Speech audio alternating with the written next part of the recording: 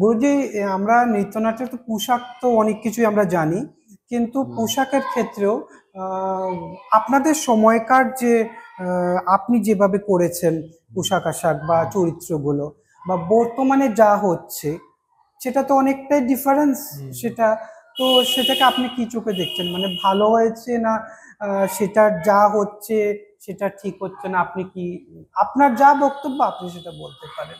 ও রবীন্দ্রনাথ যেরকম পোশাক আশাকটাকে ভীষণভাবে ধরেছেন, যেরকম উনি যখন নোবেল পুরস্কার পেলেন তখন পৃথিবীর নানা দেশ থেকে ওনাকে আমন্ত্রণ জানিয়েছিল। তারপরে উনি গেলেন, গিয়ে ওখানকার নৃত্যনাট্যগুলো দেখলেন, কাবুকি নাটকটা দেখলেন, জাভা নিয়তে গেলেন। আমি যেরকম গিয়েছিলাম ইন্দোনেশিয়াতে, ওই সারা রাত ধরে ওদের নৃত্যনাট্যগুলো হয়, রামায়ণ মহাভারত এগুলো। এইগুলো দেখে কিন্তু ওনার নৃত্যনাট্যের কনসেপ্টটা আসে। তার আগে কিন্তু উনি ঋতুরঙ্গের নাচগুলোই তৈরি করেছিলেন। যখন বসন্ত উৎসব, বসন্তের গানের সাথে নাচ তৈরি হয়েছে। ঋতুরঙ্গ রঙ্গশালা যখন করেছেন তখন নানা নাচের ফর্মগুলো, ঋতুগুলোকে এনেছেন, তাতে নাচ গানগুলো গেয়েছেন। কিন্তু নৃত্যনাট্যটা তখনও ওনার সেরকম মাথাতে আসেনি। যখন বিদেশে গেলেন তখন উনি ওই নাচগুলো দেখে ওই ফর্মগুলো এরকম, তাদের পোশাক বিশেষ করে বালি, জাকার্তাতে গেছেন, বালি এতে গিয়ে দেখেছেন যে তাদের পোশাকগুলো, বাটিকটা কিভাবে ওরা ব্যবহার করেছে। যার জন্য উনি ফিরে এসে, তখন আশ্রম কন্যা ছিল অমিতা সেন, অমর্ত্য সেনের মা, তারপরে ছিল গৌরী দেবী, যমুনা দেবী, নন্দলাল বসুর মেয়েরা ছিল, নন্দিনী দেবী নন্দলাল বসুর ছেলের বউ, এরা ছিল তখন আশ্রম কন্যা। তখন উনি বলেছিলেন, তোমরা এই পোশাকগুলো এইরকম হবে, এই উত্তীয়গুলো এরমভাবে ব্যবহার করা হবে, তোমরা দেখো। উনি ছবি তুলে এনেছিলেন, কিছু এঁকে এনেছিলেন, কিছু এনেছিলেন, এনে দেখিয়েছিলেন যে এরম ধরনের আমি চাইছি, এরম ধরনের পোশাক হোক।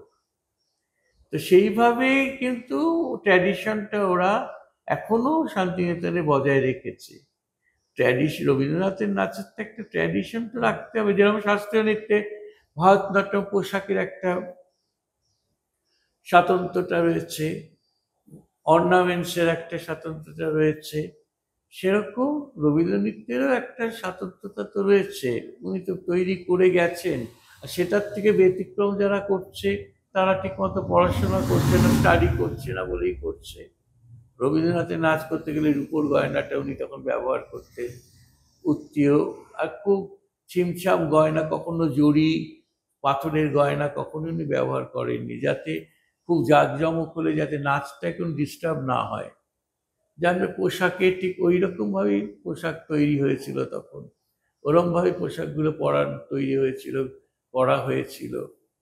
তো পোশাক নিয়ে উনি খুব ভাবনা চিন্তা করতেন, যে যা ইচ্ছা একটা পোশাক পরে নেমে গেল তা না। রবীন্দ্রনাথের নাচ করতে গেলে অন্তত টাঙ্গাইল শাড়ি কি সাউথ কটন যেগুলো আছে, কন্ট্রাস্ট পাড়, ওইগুলো ব্যবহার করলে ভালো হয় আর কি দেখতে।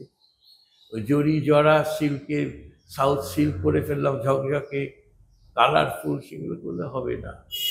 কন্ট্রাস্ট ব্লাউজ, যেরকম ব্লাউজগুলো কাঁথা স্টিচের ব্লাউজগুলো ব্যবহার হয় এখনো শান্তিনিকেতনে, মেয়েরা এগুলো পরে, কি ভালো লাগে দেখতে। যখন আমি ওদের পরীক্ষা নিতে যাই, এত সুন্দর একটা পরিবেশ তৈরি করতে হয়। পরিবেশ, রবীন্দ্রনাথের নাচ করতে গেলে মনটাকে সেরমভাবে তৈরি করতে হবে। যা ইচ্ছা করে স্টেজে নেচে বেরিয়ে গেলাম, একটা প্যান্টের মতো পরলাম, একদিকে কোঁচা লাগালাম, বুকের উপর একটা চলি দিলাম, এত খারাপ দৃষ্টিনন্দন লাগছে। তারপরে চোখ মুখে এত মেকআপ করলাম, চোখের উপর নীল আলো দিয়ে কালার দিলাম, এগুলো তো নাচটাকে হ্যাম্পার করছে। আগে আমরা দেখবো নাচটা কথা অনুযায়ী ঠিক মতো অঙ্গভঙ্গিটা হচ্ছে কিনা, ঠিক মতো এক্সপ্রেশনটা আছে কিনা কথার সাথে সাথে, যাতে আমরা বুঝতে পারি যে বক্তব্যটা কি। সেটা যদি না বোঝা যায়, সাজ পোশাকেই আর্ধেক করে ফেললাম, তাহলে তো হবে না। আর এখানকার ছেলে মেয়েদের একটা অসুবিধা কি, সারা দিন তো পাচ্ছে না, তারা নানা রকম কাজ করছে, নয় সুইমিং করতে যাচ্ছে, নয় গান শিখতে যাচ্ছে, নয় ছবি আঁকা শিখতে যাচ্ছে, ওই একটু সময় নাচ করতে আসছে। সুতরাং নাচ করতে গেলে পুরোটা ডিভোটেড হতে হবে। আমরা যেরকম নাচ করেছি এখন পুরোটাই, নাচের বাবা অনেক চেষ্টা করেছিলেন। নাচ তো তখনকার দিনে, আমাদের সময় তো নাচটা ছেলেরা একটা মানে সাংঘাতিক ব্যাপার, ছেলেরা নাচ করা মানে। তো যার জন্য কি হয়, আর্ট কলেজেও ভর্তি হয়েছিলাম, পলিটেকনিকেও ভর্তি হয়েছিলাম, কিন্তু কোনো দিকেই কনসেন্ট্রেট করতে পারিনি। কারণ নাচটা করতে গেলে শুধু নাচটাই করতে হবে, মনটাকে ওই দিকেই দিতে হবে। তাতে তো অনেক ত্যাগ করতে হয়েছে আমাদের। আমাদের বড় ব্যবসা ছিল, আমি কখনো সেখানে যেতে পারিনি, কারণ নাচের মধ্যে এত ইনভলভ ছিলাম। তো স্যাক্রিফাইস তো জীবনে দরকারই না, আর ভালোবাসতে হবে সাবজেক্টটাকে। ভালো না বাসলে কিছুতেই সেটা একটা জায়গায় যাবে না।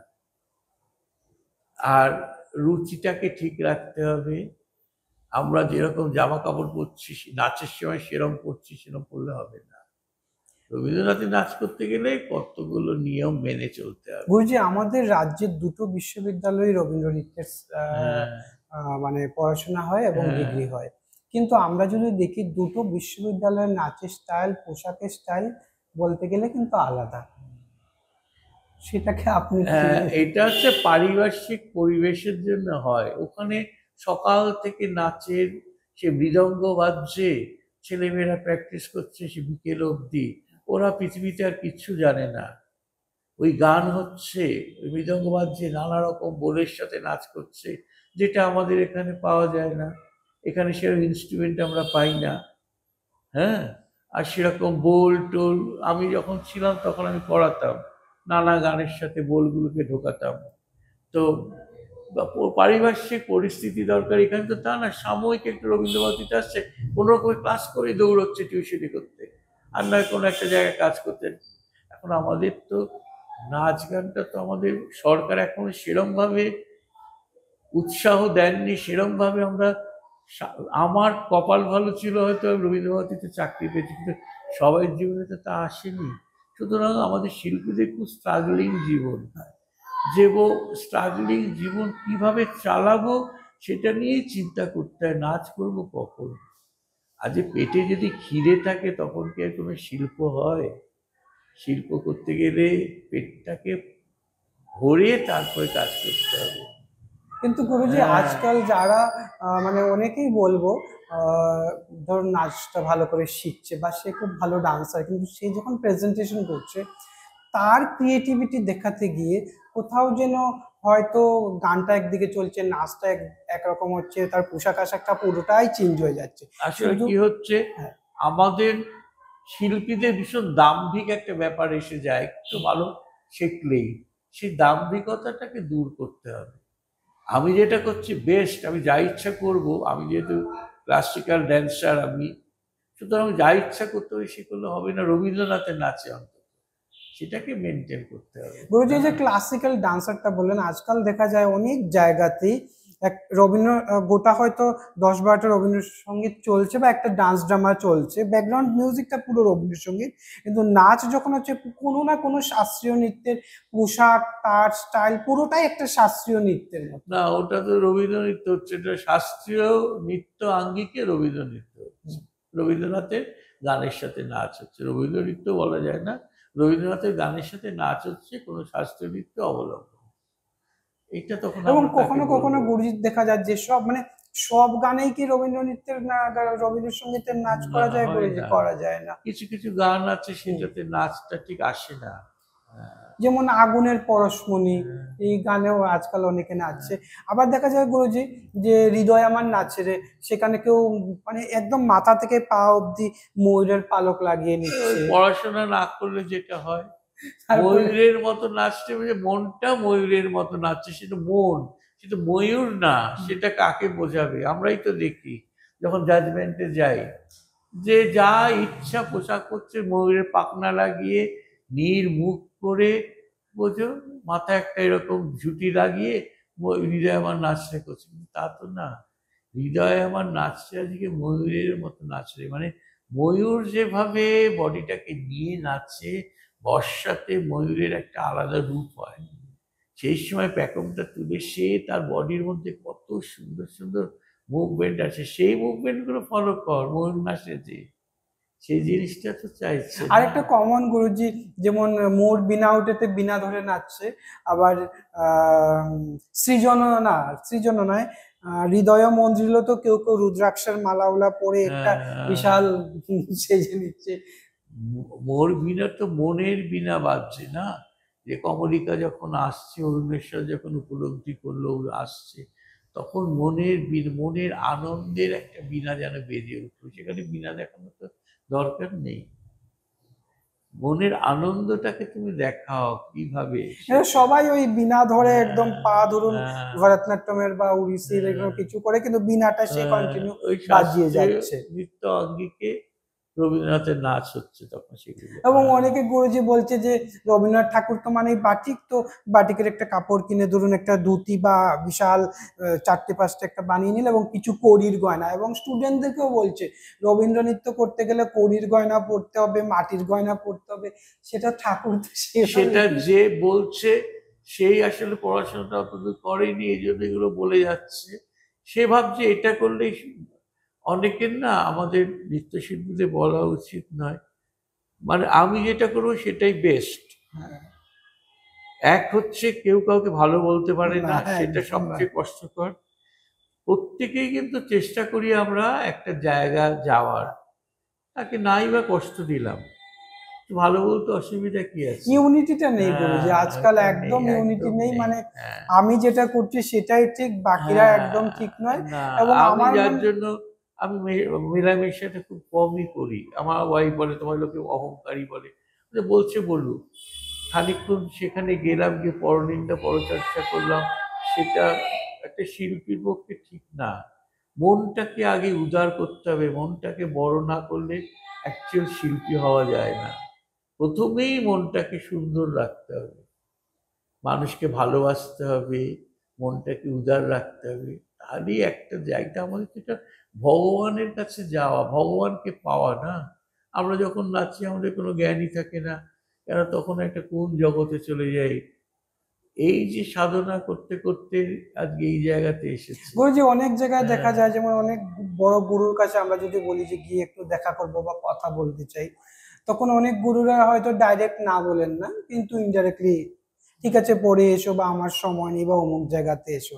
কারণ আমি মনে করি গুরু তো জ্ঞানের আলো, এবং সেই, গুরু গৃহ মানে একটা মন্দির, শুধু মন্দিরে যেমন সমস্ত সবার জন্য দ্বার খোলা, হ্যাঁ, সে একটা ছোট বাচ্চার জন্য বা বড়দের জন্য। হ্যাঁ, তো গুরুদেরও তো সেই জিনিসটা করাটা দরকার, যে যেই আমার সঙ্গে কথা বলতে আসুক, সে জানার জন্য আসছে, আমি হ্যাঁ, যেটুকু জানি তাকে সেটুকু হ্যাঁ, বলবো।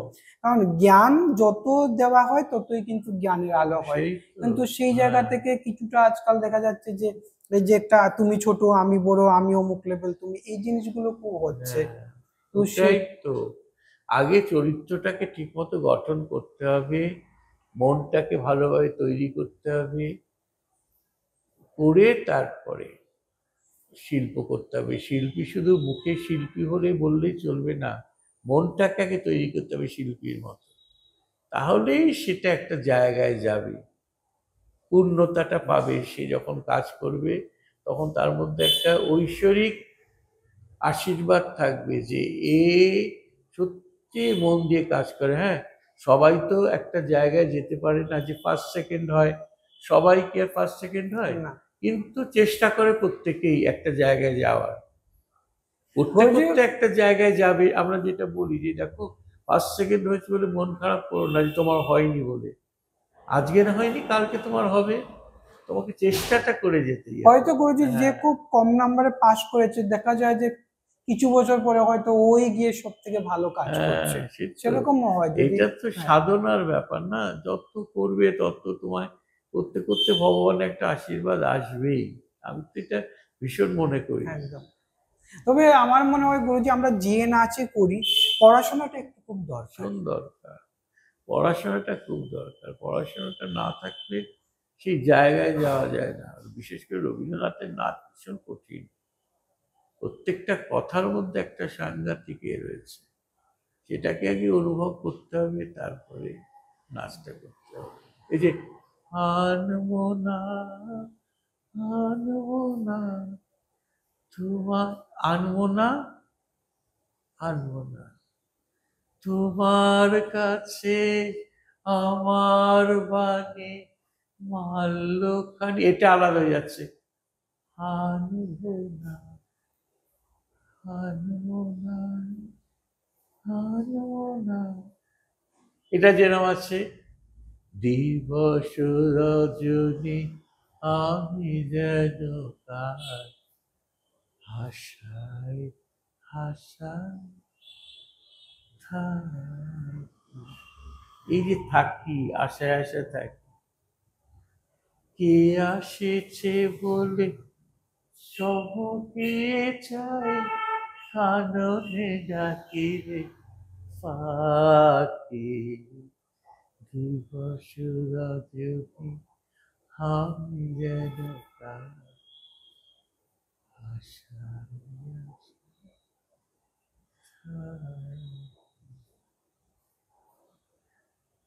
এই অবশ্যই জিনিসটা। গুরুজি, সেটা অনেকটা। রবীন্দ্রনাথের নাচ করতে গেলে পড়াশোনাটা না করলে তো এই এক্সপ্রেশন গুলো আসবে না। আর আরেকটা আমার মনে হয় যে গুরু নির্বাচনটা খুব জরুরি। হ্যাঁ, মানে বিশেষ সঠিক করে এই যে গুরু নির্বাচন। রবীন্দ্র ভারতীতে ছেলে মেয়েরা আসে খুব ট্যালেন্টেড, কিন্তু ভালো লাগছে না তার নাচ, তার তো দোষ না, না, তার না, সাথে না। গুরু, গুরু যেরকম শিখিয়েছে সেরকম একদম নাচছে, একদম একদম। স্টুডেন্টদের তো দোষ কিন্তু না। স্টুডেন্টদেরও হ্যাঁ, কিছুটা দরকার, কারণ আসলে কি মফস্বলে যারা থাকে তারা তো সেই স্কোপ পায় না, শেখার সেরকম সুযোগ পায় না।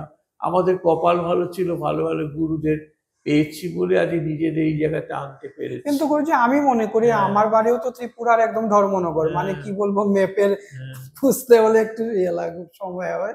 কিন্তু ব্যাপারটা হলো আমার মধ্যে যদি সেই বোধটা থাকে হ্যাঁ, যে আমি এই জিনিসটা শিখবো বা এই কাজটা করব। হ্যাঁ, আমরা যখন বাজারে যাই, বাজারে গিয়েও তো হ্যাঁ, ভালো খারাপ দেখে সবজিটা কেনাকাটা করি। হ্যাঁ, তাহলে আমরা যখন যার কাছে শিখবো, আমরা যদি একটু ভালো গুরুর কাছে হ্যাঁ। একটু, ওটা হ্যাঁ ছোট যখন থাকে স্টুডেন্ট, তখন তো তার অভিভাবকরা থাকে, তাদেরই একদম, হ্যাঁ সেটাকে ঠিক করতে হুম, হবে, খোঁজ নিতে হবে, কে কিরকম শেখে, তার পারফরমেন্স হুম, দেখতে হবে, তারপর সেখানে দাও। হুম। তো ছোটবেলায় একটা বাচ্চা তো গুরু নির্ণয় না, করা সম্ভব সম্ভব হয় না। সম্ভব নয়, সম্ভব তার নয়। গুরু, তার অভিভাবকদেরই উচিত যে ঠিক ঠিক গুরুর কাছে নিয়ে যাওয়া, ঠিক ঠিক জায়গায় এখন পৌঁছে দেওয়া। বর্তমানে কি হচ্ছে গুরুজি, মানে গুরু নির্বাচন হচ্ছে ফেসবুকের সেই ইনস্টাগ্রামের ফলোয়ার্স দেখে বা তার হ্যাঁ, ভিডিও দেখে, কিন্তু একটা গানের চারটে কথার সঙ্গে চারটে হাত বা পা ছড়ালেই সেটা কিন্তু হ্যাঁ। রবীন্দ্র নৃত্য হয় না।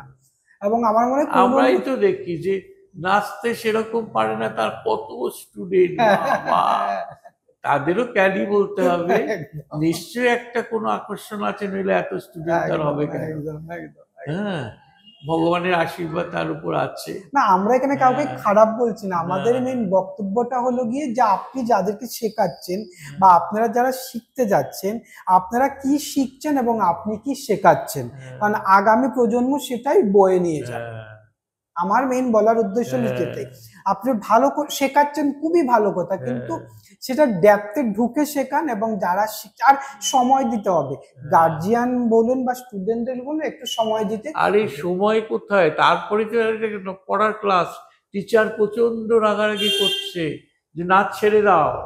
8, 9 পর থেকে আর না, কাউকে তুমি ক্লাস দেখতে পাবে না। কিন্তু সবকিছুর প্রবলেমই মানে নাচ তখন গান। বাবা মা বলছে কি নাচ করে কি হবে, পড়াশোনা কর। হ্যাঁ, আসলে স্বাভাবিক, নাচটা করে তো সেরকম ভবিষ্যৎ নেই। আমরা কয়েকজন চাকরি পেয়েছিলাম তাই। সাধারণদের কি অবস্থা, টিউশনির উপর চালাতে হয়, সেটা একটা খুব কষ্টকর। আজকে এই স্টুডেন্ট এখানে এলো, ছেড়ে দিয়ে আরেকজনের কাছে গেল, তাকে হয়তো খুব ভালো করে তুমি তৈরি করলে, হ্যাঁ, খুব প্রাণ দিয়ে তার জন্য করলে। এই যে আমার ওয়াইফ দেখি ভীষণ মেন্টাল আপসেট হয়ে যায়, আমি দেখো আপসেট হয়েও না, আশা করবে না, আশা করলেই কষ্ট। একদম। হ্যাঁ, যার জন্য ধৈর্যই তো নেই। সুতরাং এটা আমি আশা করি না বলে আমি খুব ভালো আছি। আমি কারোর কাছেই কোনো আশা করি না, আমি যতটুকু শেখাবার শেখাই। তবে গুরুজি, হ্যাঁ, এটা না গুরুদেরও দায়িত্ব, যদি অন্য কোনো গুরু স্টুডেন্ট আসে, সেই গুরুকেও বলা তুমি যে আমার কাছে এসছো, উনার পারমিশন নিয়ে এসছো কি, সেগুলো তো জিজ্ঞেস করে না। সেটাও দরকার। জিজ্ঞেস করে না, ভাবে কি আমি তো পেয়ে গেলাম একটা স্টুডেন্ট, তাহলেই হলো। আমাদেরই কেউ উম, জানাশোনা। আমার ওয়াইফের কাছে শিখতে, তারপর তার সে খুব জানাশোনা, তার কাছে গেছে। তার তো একটা ডিউটি উচিত, বলা অবশ্যই উচিত ছিল অবশ্যই অবশ্যই যে অবশ্যই। তুমি যে এসেছো সেই পারমিশনটাকে নিয়ে এসেছো। একদম আজকে তাহলে স্টুডেন্টরাও সতর্ক হবে যে আমি অবশ্যই এইভাবে চললে আমার চলবে না, হবে না। আজকাল গুরুজি হ্যাঁ। বলতে খারাপ লাগছে, হয়তো অনেকেই শুনলে ভাববেন বাজে বলছি, আজকাল স্টুডেন্টরাও না গুরুদের সম্মানটা ঠিকঠাক করে না, না, করে এটাও না। খুব দরকার। না, সেটা আমি গুরুদেরও দায়িত্ব স্টুডেন্টদের ভালোবাসবার। হ্যাঁ তাকে ঠেস মেরে কথা বললাম, হ্যাঁ তাকে এই তুই আমার এই ফিগার নেচেছিস ওখানে, হ্যাঁ, এগুলো বললাম, এগুলো খুব ছোট মনের পরিচয়। আরে তোর ফিগারটা নাচতে তো তোর গর্ব যে একদম আমার ফিগারটা ঠিক মতো করতে পেরেছে ওখানে। একদম আমার তো খুব খুশি লাগে যে একটি ছাত্রী, সে এতে থাকে, নর্থ বেঙ্গলে থাকে, স্যার আপনার নাচটা কইরা আমি 10,000 টাকা পুরস্কার পেয়েছি, দিয়ে সাওয়ানো গগনে করে। বাহ, কি ভালো লাগলো শুনে অবশ্যই, সেটাই যে তো আমার গুরুমুখী নাচটা যে বিদ্যা। ভালো লেগেছে দর্শকের। এটা তো গুরুর গুরুর গর্বের ব্যাপার, গুরুর একদম হিংসা একদম করার তো জায়গা নেই। একদম আর গুরুর সাথে ছাত্রছাত্রীদের হিংসার ব্যাপারই নেই। একদম আজকে ছাত্রছাত্রীরা গুরুর জায়গায় যেতে গেলে তার সেই বয়সে যেতে হবে, অবশ্যই তখন সে হয়তো গুরুর জায়গাতে আসতে পারবে। সুতরাং তাকে হিংসা করে, তাকে 10টা কথা শুনিয়ে, একদম যার জন্য ছাত্রছাত্রীদের সাথে আমার খুব ভালো রিলেশন, প্রত্যেকে আমি খুব ভালোবাসি, কারণ আমি চেষ্টা করি তাকে সেই রেসপেক্টটা দেওয়ার। রেসপেক্ট না দিলে রেসপেক্ট পাওয়া যাবে না। হ্যাঁ, তাতে কি খারাপ ছাত্রছাত্রী আসে না, আসে ঠিকই, কিন্তু যারা থাকবার নয় তারা থাকবে না, তাকে তো জোর করে আটকানো গুরুজি, যাবে আর না। শেষে আরেকটা, অনেকটা সময় আপনার নিয়ে নিচ্ছি, আজকাল অনেক নৃত্যনাট্যে দেখা যাচ্ছে যে মেইন চরিত্রগুলো আছে সেই চরিত্রগুলোকে চেঞ্জ করে দিচ্ছে, চেঞ্জ করছে, মানে যারা সেটা প্রেজেন্টেশন করছেন হ্যাঁ, তারা হয়তো জানি না নিজেদের চিন্তা ভাবনায় কি না না, কিন্তু আমার মনে হয় রবীন্দ্রনাথ ঠাকুর যেভাবে লিখে গেছেন হ্যাঁ, সেটা রাখা উচিত না, হ্যাঁ, চেঞ্জ করা রবীন্দ্রনাথের নাচ যায়। করতে গেলে তো সেটা করতেই হবে, চেঞ্জ তো করতে পারো না তো, কারণ চরিত্রগুলো অনেকেই তো দেখেছি, চেঞ্জ করতে অনেক পারো না। জায়গায়, আমি নাম নিতে চাইছি না, যেমন দুটো চরিত্র ছিল তিনটা চরিত্র করে দিয়েছেন।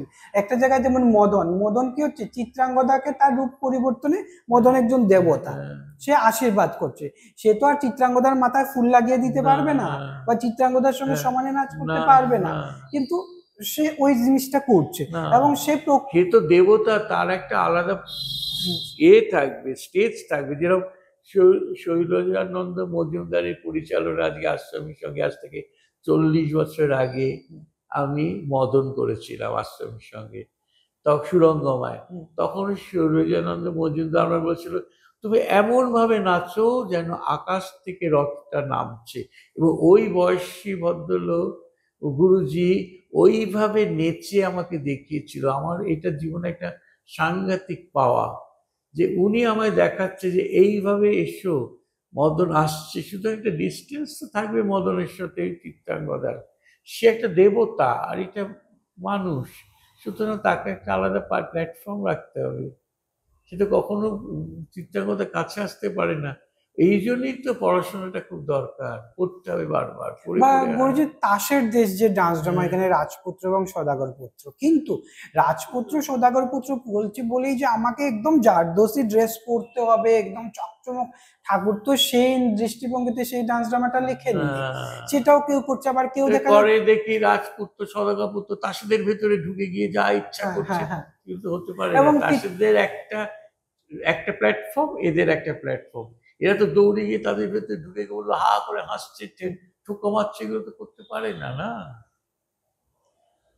কাশীর দেশ রবীন্দ্রনাথ লিখেছিলেন নেতাজিকে উদ্দেশ্য করে, যে আজ আমাদের পরাধীন দেশ, যাতে স্বাধীন হতে গেলে কুসংস্কার, হিংসা, এগুলোকে দূর করতে হবে। মনটাকে সুন্দর না রাখলে একত্রিত হওয়া যাবে না। আজ একত্রিত না হলে ব্রিটিশদের বিরুদ্ধে যুদ্ধ করা সম্ভব নয়। সুতরাং একত্রিত হতে গেলে কুসংস্কারটা দূর করতে হবে। আমি ব্রাহ্মণ, আমরা বৈশ্য, আজ শূদ্র, আমরা একত্রিত হবো না, এর ছোঁয়া আমি নেবো না, ওর ছোঁয়া নেবো না, এগুলো করলে চলবে না। যে তাসে দেশ দেখিয়েছে, সে সব ভেঙে দিল রাজপুত্র সদাগরপুত্র এসে। তখন তারা রিয়ালাইজ করলো যে আমরা যেরকম ভাবে চলছি এটা ঠিক নয় চলা।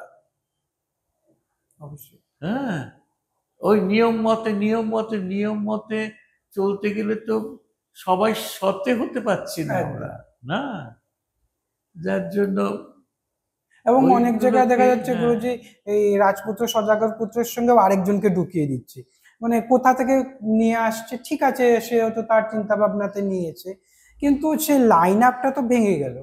ভেঙে যাচ্ছে তো। ঠিক আছে, আমরা গুরুজির কাছ থেকে আজকে অনেক কিছু জানলাম, নমস্কার। এবং গুরুজিকে আমার প্রণাম। এবং আমি সবশেষে একটা কথা বলতে চাই, সেটা হলো আমাদের ভারতবর্ষে এরকম অনেক জ্ঞানী গুরুরা আছেন যারা নীরবে সাধনা করে যাচ্ছেন। ভারত সরকার এবং আমাদের রাজ্য সরকার যদি ওনাদেরকে কিছু সম্মান করেন, তাহলে আমার মনে হয় আমাদের শিল্পের সেটা অনেক ভালো দিক, এবং আমরা সেটা আরো অনেক আনন্দের দিক হবে। যেরকম সঙ্গীত নাটক একাডেমি বা পদ্মশ্রী যে অ্যাওয়ার্ডগুলো দেওয়া হয় প্রত্যেক বছর অনেক নৃত্যশিল্পীদের, আমি বলবো যে গুরুজিদের মতো অনেক গুরুরা আছেন যারা কিন্তু আলোয় আসতে চান না। যদি তাদেরকে কিছু সংবর্ধনা করা হয় এবং তাদেরকে আলোয় আনা হয়, তাহলে আগামী প্রজন্ম আরো আলো দেখতে পাবে, এবং সেটা খুব দরকার। তার জন্য আমার বিনীত অনুরোধ, আপনারা সেটা দেখুন, আপনারা সেটা বিচার করুন। এবং আমি চাইবো যদি গুরুজিদের মতো এসব আরো অনেক গুরুজি আছে যাদেরকে যদি একটু সম্মান করা যায়। আমার তো কোনো সাধ্য নেই গুরুজিদের সম্মান করার, আমি চেষ্টা করি, মানে শুধু প্রার্থনাই করতে পারি।